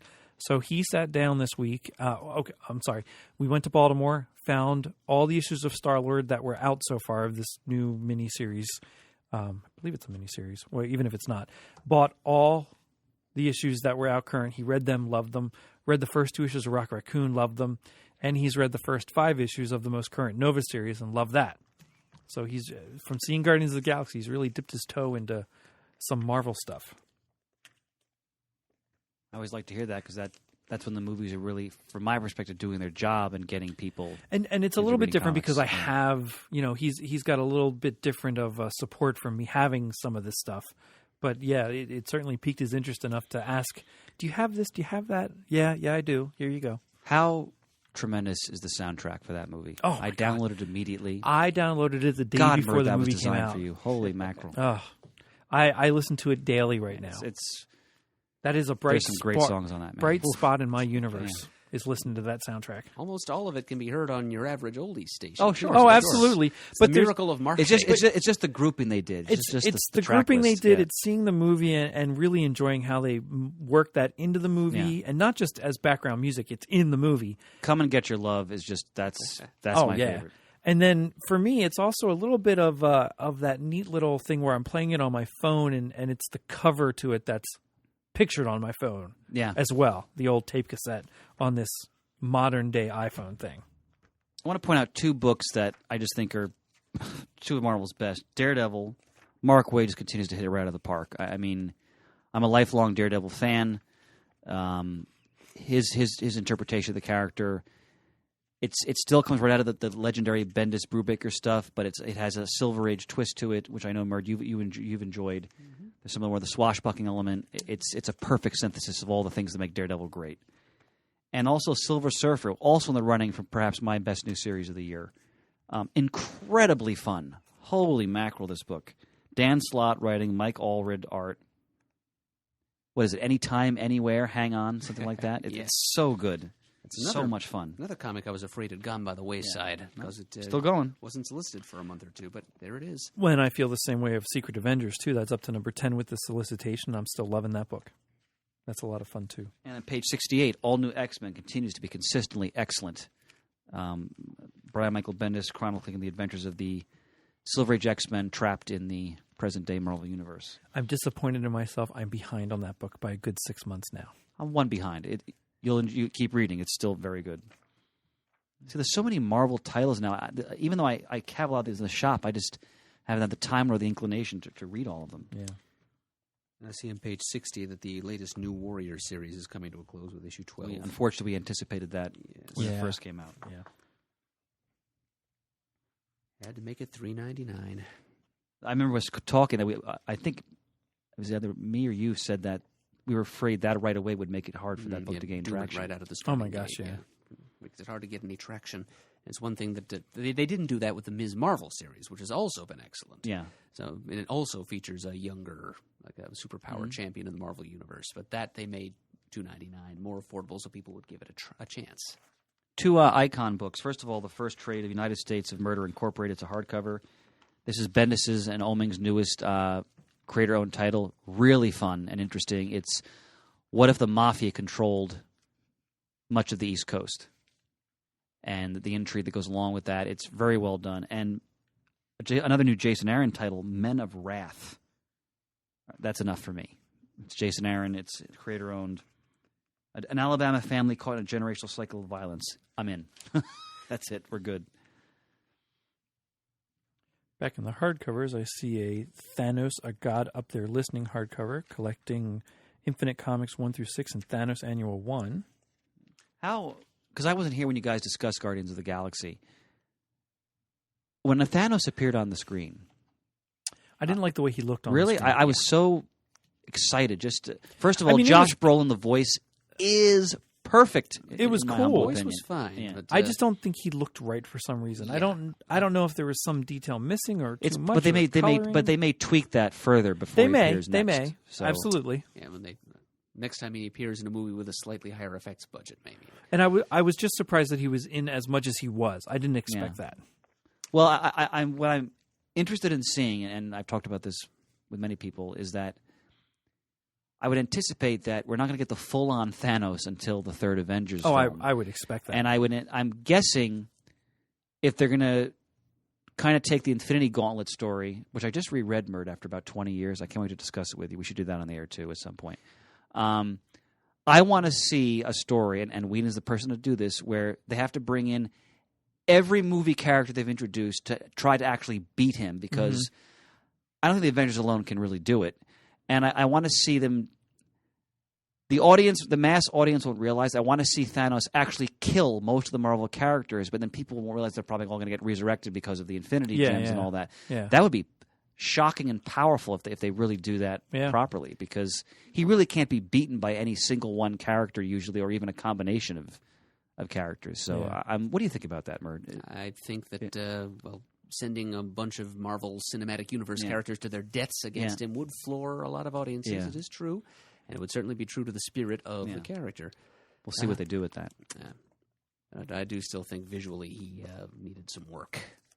It Too much seemed gold like- armor, and the chin was just... And it's granted, we only saw a glimpse of him in Avengers, but it seemed like the visual was different in Avengers. Yeah, it looked a wasn't little bit better than- in Avengers to me. So we'll see. But I am so thrilled Howard the Duck, the Omnibus, is back in print. So I saw thrilled. that. That's okay. So this What's is with page numbers in this thing? I'm Oh, it's a bane of my existence. I can't stand it. I never realized I usually don't scrutinize it. It would be this page way. 89. Holy mackerel! All right, yeah. There's 91. Yeah. Just count backwards. This omnibus has been out of print for quite some time. I have a copy of it, but if you saw the Guardians of the Galaxy, like, who the hell is this duck guy at the end of the film? If you weren't familiar with Howard the Duck, I'm sure many of our listeners are, of course, but in terms of a general audience, but it's all here. Gerber's masterpiece, fabulous 70s satire. It's a great collection, and if you're interested in Howard the Duck, I'm sure it's going to be probably about 50% off or so on DCB service, I would imagine, or probably somewhere in that area. It's $100, $99.99, and it's Frank Brunner, it's Gene Colan, it's Val Mayerick. I mean, for God's sakes, it's so much fun. Some of the humor might be a little bit dated because some of it's very rooted in the 70s, but to hell with that. It's a classic. I really recommend Howard the Duck. Yep, just looked it up on DCBService.com and found that it's half off, $49.99. Okay. Oh, and what's more, here it tells us, exactly which issues are collected. Adventure into Fear number 19, which would be Howard's first appearance. Man Thing number 1, Giant Size Man Thing numbers 4 and 5. Howard the Duck numbers 1 through 33. Marvel Treasury Edition number 12, and Marvel Team Up number 96. So that's what you get. Except for his short Howard the Duck magazine run. That's pretty much all of his major 70s appearances, I think. And wouldn't you know, it says vote Howard the Duck in 2008. So this is apparently how DCBS described this when it was originally published some 6 years ago. I'm interested in Marvel on page numbers 92 and 93. Yep, as am I. The Epic Collections. Now, I like this concept of taking lengthy runs of key moments in characters' histories and packaging them in colored trades. Now, they're pricey. You know, they're $35, but you are getting a lot of content. Like, for example, they're doing early Silver Age Cap, Strange Tales, Tales of Suspense, Avengers 4, and then they're doing, from the 80s, the Wolverine series, Marvel Comics Presents, and the first 10 issues of the series by Claremont, Peter David, and also John Buscema and Gene Colan. Those are solid stories. I don't know if I'd spend $35 on the Wolverine stuff, but I like the concept. Again, they're not cheap though.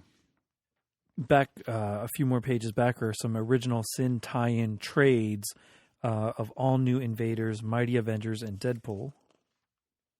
Daredevil on page 103, you have Daredevil Mark Waid Volume 7, All New X-Men Volume 4 trades, both outstanding. Page 106 and 7 has 106 has Invaders Classics, the Complete Collection Volume 2. And page 107 is Marvel First the 80s, Volume 3. Yep. Now, these are pricey books. They're $40 a piece. But if you're interested in the history, they're good editions. I mean, the Invaders is really fun. Really, yes. So you're getting Invaders 23 to 41, Invaders 1993 1 to 4, Giant Size Invaders 2, and What If number 4 from the original What If volume. So good content. Again, it's unfortunately I always harp on this. For me, when I see a price like this on stuff that's been reprinted before, I'm like, all right, you're just milking the niche reader. This is not going to attract new readers. You're just going for the old timer who's going to want to collect that book.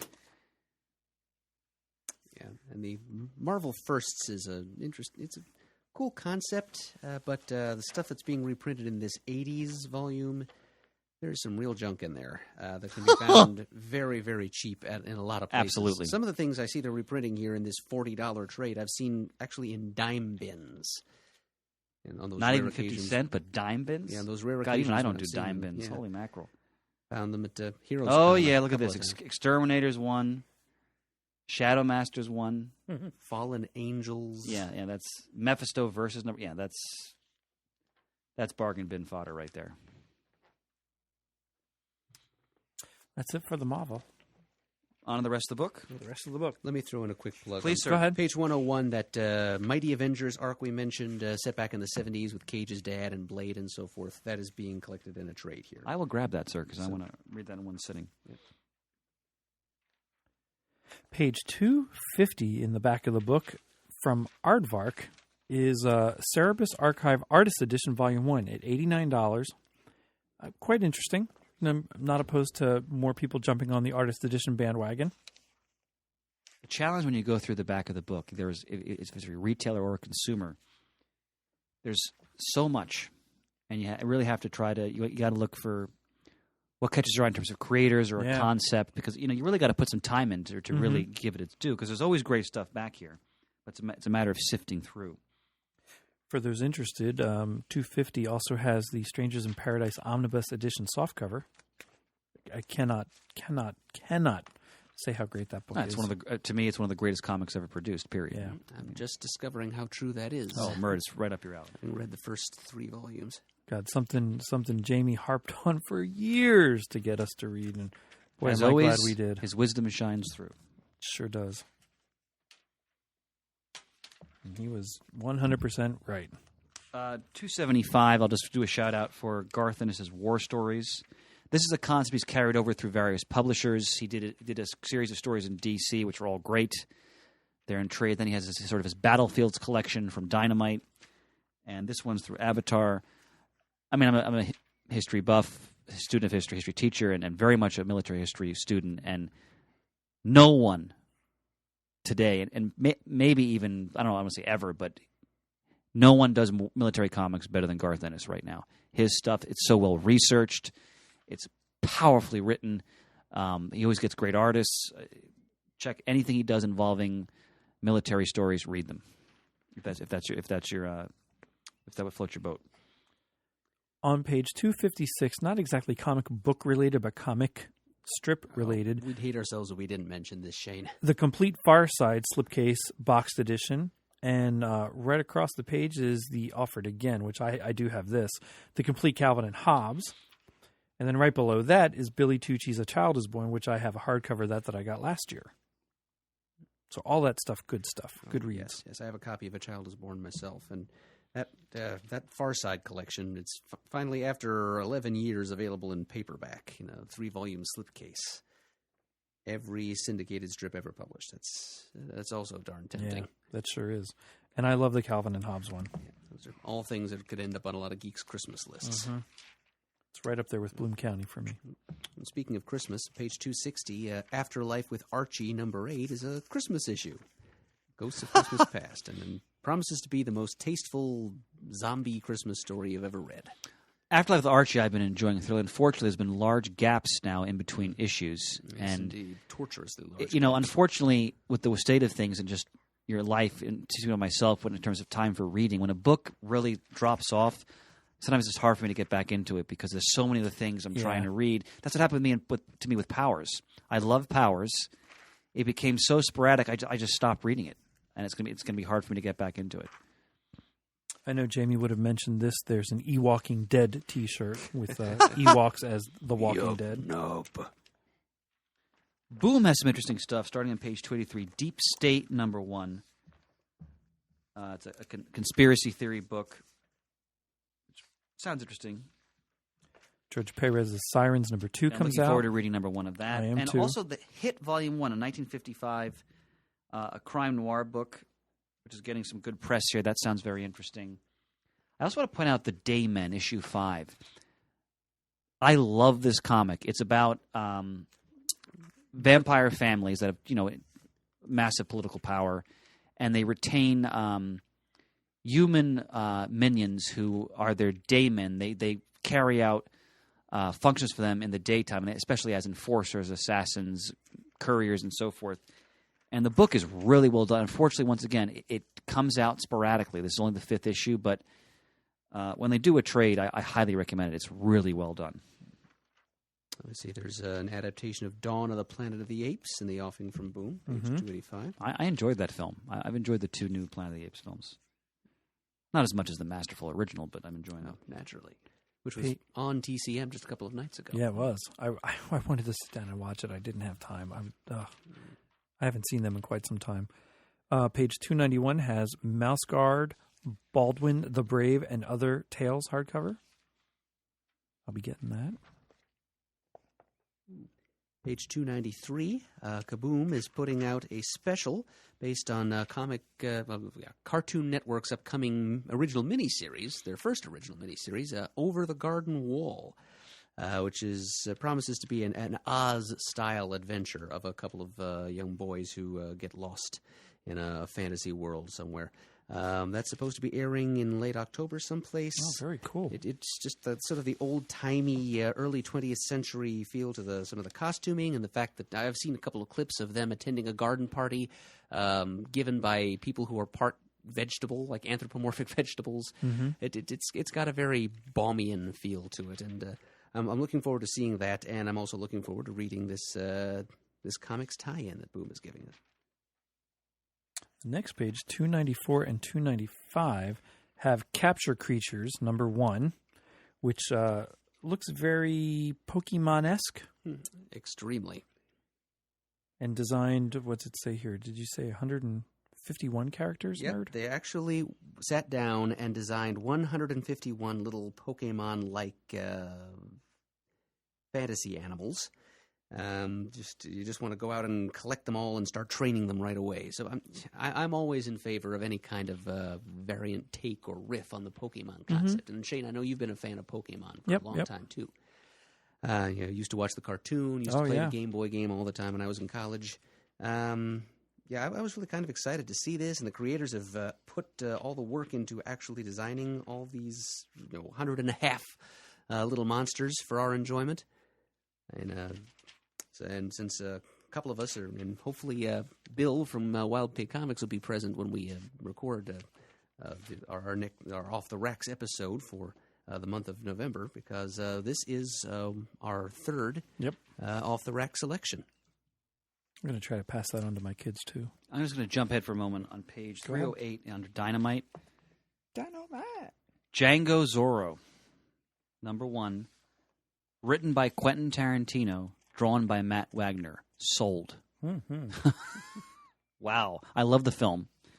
First ever sequel to a Quentin Tarantino movie in comics. And covered by Jay Lee, so that's exciting. The next page, 310 and 311, is John Carter, Warlord of Mars, number 1. Written by Ron Mars. According to the quote, this is literally a job I've been waiting to do since I was 12 years old. Bring the passion. Love it. The art on that next page for it looks great. It does look great, yeah. Miniseries of The Lone Ranger Vindicated, written by Justin Gray. That probably is going to be very good. I agree with that, yeah. Flying solo without Jimmy Palmiotti for a change. Go ahead. Page 316, we've got a 0 issue for Greg Pak's Turok Dinosaur Hunter series. They're not telling us who the creative team is, but I think it's a safe bet Greg Pak is going to be involved. And it helps to explain just how there come to be dinosaurs in the 12th century. That's kind of the conceit of the whole Turok thing. And above that, Turok Dinosaur Hunter number 10 continues a team-up between Turok and Robin Hood. 319 has an omnibus of the Black Bat, the first 12 issues, which I'm actually interested in. I was hoping to get a collection of that coming out. Page 322. No, I'm sorry. Black Bat is a Golden Age character, right? Yes. It could be. I don't know. No, he definitely was. Okay. Yeah. Matt hasn't talked about him yet on his show, right? No. I don't think so. Okay. No. I think it's only a matter of time because he did have an influence on Batman eventually. 322 has Flash Gordon coming up to issue 8, and it says the final issue. That's a little disappointing. I didn't think it was a miniseries. How was that? I know Jeff Parker wrote it. I read the first 2 Yeah. issues, and I loved it. I'll have to read it. Okay. Because I love Flash Gordon. I haven't read that book. I'm jumping ahead to Fantagraphics. I always like to check out what new offerings they have. Page 338. Aces High. Fantagraphics has been doing a wonderful series of beautiful hardcovers where they're reprinting key EC artists' work. This one is George Evans' highly acclaimed stories for Aces High, EC's famous Air War title. And as a bonus, we represent Evans' never-before reprinted 3D story of World War I ace Frank Luke in regular, easy on the eyes 2D. All of these collections they do of different EC artists are all wonderful. I highly recommend them. Right below that are Complete Peanuts paperback editions, and then on the opposite page is new reprints of the hardback editions. I highly recommend those, as well as the Pogos that are also there. The Uncle Scrooge's, Donald Ducks. Page 340. Plugged in the cultural and publishing event of 2014, the Complete Zap Comics. Comics and X, of course, referring to the underground comics movement of the 1960s and 70s. From first second on the next page, I keep looking at this, and I'm remiss in not picking it up. I want to look at Boxers and Saints. Oh, I've heard that's magnificent. My son Ricky read them. It looks Yeah. great. That's the guy who did American Born Chinese. Mm-hmm. Yeah. I think he did the new Green Turtle project. Yes, he did. And the Shadow my, Hero. my son read that one, too. Hermes Press has Phantom #2. I'm looking forward to reading the first one when that comes Peter out. David and art by Sal Voluto, who's one of the great artists from the Christopher Priest Black Panther series. Yeah, I'll keep Any pimping excuse that. to mention. Any excuse, I'll pimp that book. People are just going to be sick of me once we get to the Black Panther spotlight eventually. I'm up at Oni, The Life After Volume 1. It says it's a comic shop exclusive. What page is that, Shane? I'm sorry. That is 355. It looks interesting. He's a good writer. Joshua Hill, forgive me if I mispronounced the name, the Alcoves. Yeah, the alcove. The Terrible Lizard #1. A Girl and Her Dinosaur. And then there's #5 of The Life After on page 357. And only of Stumptown, which is Greg Rucka's private eye, female private eye series, consistently excellent. I mean, he always does great work. Letter 44 is hitting the 1 year mark with issue 12. I don't know about 1 year, but issue 12. I thought that was I'm behind on that. I have not read first, that series. First 3 or 4 issues, and it's held my interest. And then page 368 has 2000 AD, Sheena, Space Detective, Frankenstein, Planet Comics, all sorts of good old classic books. 369 has Red 5 Comics, Atomic Robo Trade paperbacks resolicited.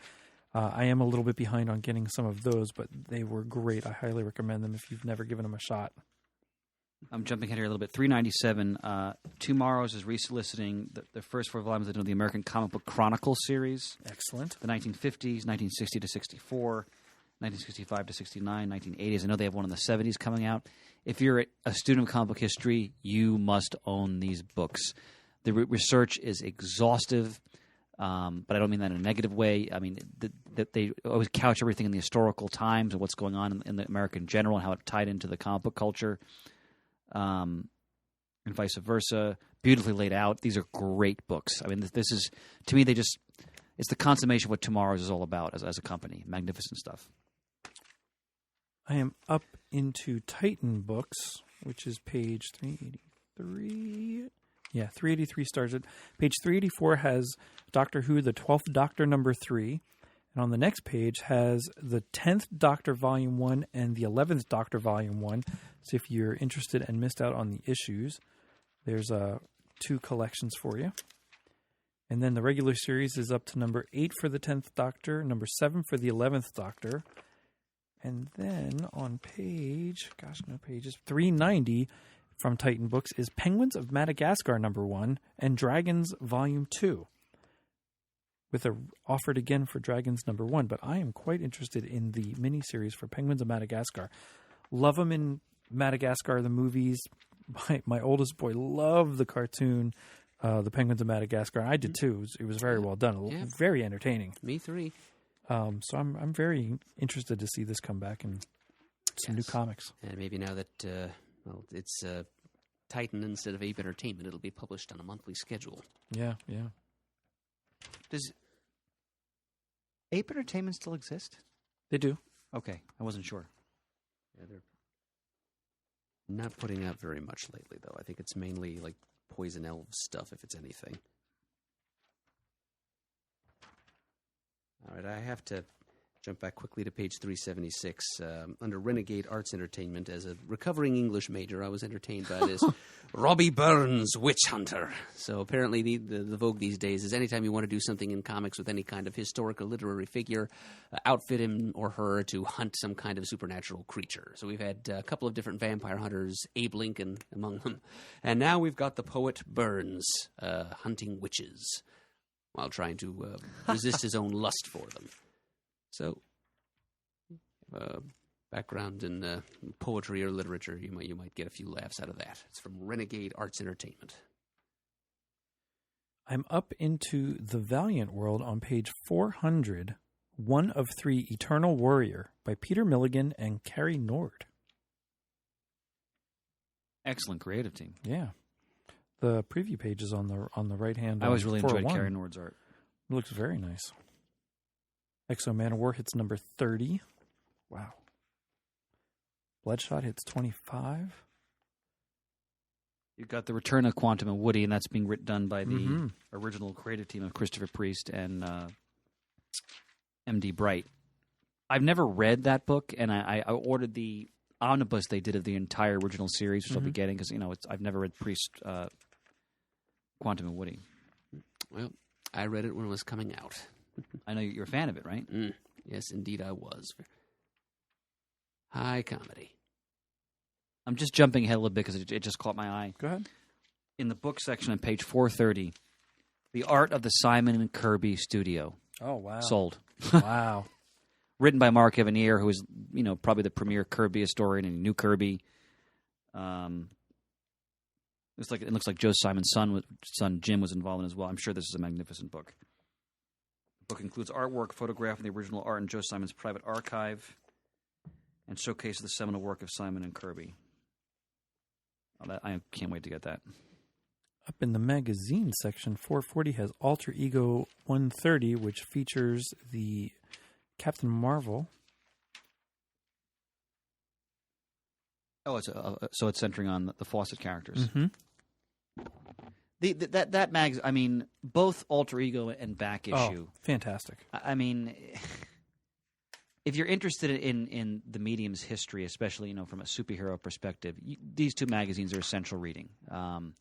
Roy Thomas, one of the preeminent historians in comics, one of the great caretakers of comic book superhero history. I mean, his love for the JSA alone. And, his book explores reverently the Golden Age, the Silver Age, and so many of the creators commemorating what they've done. And Back Issue, of course, is, if you love the Bronze and the Copper Age, that is your magazine. Outstanding stuff. Yeah. They're just both very celebratory and just so much fun. I get Back Issue every month. I get Alter Egos that interest me. Tomorrow's, I can't praise enough what wonderful work they do to help remind people of all the people who dedicated their creative passion to the comic book medium and the work that they produced, and the history, the cultural context. They're tremendous publications. Page 457. I have to get the periodic table shirt VB13 for Vibranium. That will be proudly in my wardrobe. My ever expanding arsenal of T-shirts. To cover up your great mound. That was almost risque in a way. Well done. For me, it was, but but it was so geeky that you could forgive his offensiveness. Besides, you're used to being insulted, aren't you, Chris? By masters. I love it. It's how respect and affection is shown. I've built so much character over the years by developing the thickest skin on the planet. Yeah, you sure have. That's all in good fun. I always go through all the tchotchke because some of it's just funny, Mhm. and you just wonder like who's going to buy that. Oh, but yeah. somebody will. Occasionally, I'll get things for the shop if I think it really will work with what we do. But a lot of it is like who has the money to buy half this stuff? I mean, geez, I'm sure a lot of it has very limited production runs. But if I did have the money, I'd get some of it. But the Man Thing statue, which is from the classic cover, I want to say it's Man Thing 5. It's one of my favorite Marvel Bronze Age stories. They made a power record out of it. Oh, here it is. The Night of the Laughing Dead. I just love how they've done a cover of this. Of course, the statue is $500. So that will not, even with the discount, that will not be in my house. And we all need a 6-foot life-size monument of the original Boba Fett action figure Oh, sure. Absolutely. for $2,750. But wouldn't that be SRP. neat? I mean, that would be cool to have. Life-size 6-foot. You can get a Klingon Batleth prop replica blade.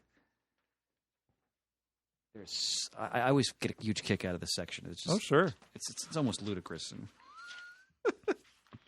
And not a ludicrous speed go kind of way. a lot of Doctor Who stuff in here, too. Oh, yeah. There's some sweet stuff back there. But a lot of it, if you were wealthy and had endless room in your house, Oh, my God, you'd yeah. buy some of this stuff. But otherwise, Yeah. it's just tchotchke. I try to get buttons, though, because buttons tend to sell. I did a small show at our local minor league baseball stadium. It was like a comic night, Mhm. and I sat up there, and people ripped through buttons like you wouldn't believe. Holy mackerel. I have a good pile of them myself. Oh. And even a box of them from my old 80s denim jacket. When it Oh, was, I had a ton of those. Oh, when it yeah. was in on a denim jacket. I hear you. Page 525. I guess this is not Toontumbers, but these are very Bronze Age, Murd. Excuse me. A Daredevil glass, Luke Cage Hero for Hire, Marvel Comics Group. So it's like the corner cover symbol they would use, and then an Iron Fist glass. I may have to get those. Page 526, Avengers Art Deco 4-pack pint set. I like those designs. Yeah, I do like the designs. That's cool. Murd, anything else? No, I usually sort of peter out once we get past the comics section of the catalog. Start to glaze over. Some of the things you can see back here in the back pages almost, especially when like DVD editions of classic horror films, for example. Well, and I use the term classic loosely. Well, some are classic in a very B sense. Yeah, or C. Just turn my stomach a little bit. Some of the things. I never saw a Nightbreed, for example. Clive Barker's Nightbreed? Yeah, I've never seen it. Oh, I used to love that Yeah, film. they're releasing a Blu-ray version of it here on page 547. I can't tell you how many times I watched my VHS tape of that. Some of the films that Diamond will release, because a lot of it is geared towards, a geeky kind of B-movie cult audience. Some of them are hilarious. Who can forget Silent Night, Deadly Night? I Chuck haven't Norris classics like A Force of One. Now, I haven't seen Night of the Comet yet. I have. Have you? Yeah, that was on This TV like 2 years ago. And Okay. I sat through it. I did. I could not believe when I realized that the guy who played Robert Beltran, maybe, who played Chakotay. That's Robert Beltran, in Voyager, was one of the main guys in Night of the Comet. I've never seen that film. Oh, it's a great apocalyptic type Yeah, it's B movie. Totally 80s Oh, it Valley really is. Girl kind of. I Yeah. already can imagine. It's I fantastic. bet the effects are priceless as well. Oh yes, they Comet are. passes overhead and it, Zombifies some people. well, it vaporizes most of them. It just reduces their physical forms to dust. Yeah, But absolutely. it's an 80s fright film, so there's got to be tawdry sex scenes in it, right? Well, Actually, there's not. Really? Interesting. No. it is. Usually they'd always comparatively get those clean. in whenever they could. It's two teenage girls primarily, and then who were spared all the negative effects of the comet. They radiation. were inside somewhere that protected them, Some lead-lined room. unbeknownst to them. Right. Gentlemen, I think that's the previews for this month. It sure is. Just a reminder, this month's Off the Racks for Marvel is all new Captain America #1, Boom Studios Capture Creatures #1, and Images Odyssey #1. This episode was sponsored by DCB Service. Go to discountcomicbookservice.com for all your pre-ordering needs. Check out their bundles and their discounts on their trade paperbacks, hardbacks, issue number 1s. They always run great deals and just give great discounts to begin with. So check out dcbservice.com. Whoop, turn that music up. That's a little bit low. There we go. Visit us at comicgeekspeak.com. To send us an email, the address is comicgeekspeak@gmail.com. To leave a voicemail, the number is 267-702-6642. Stop by The Comic Forums and comment on this episode. Let us know anything we missed in previews. Follow us on Twitter, like us on Facebook. We would like to thank everyone who contributes to the episodes, the show. We really do appreciate it. Send emails, voicemails. We'll have one of our usual email voicemail episodes in the coming months, I'm sure. And as always, we are uniting the world's mightiest heroes, one listener at a time.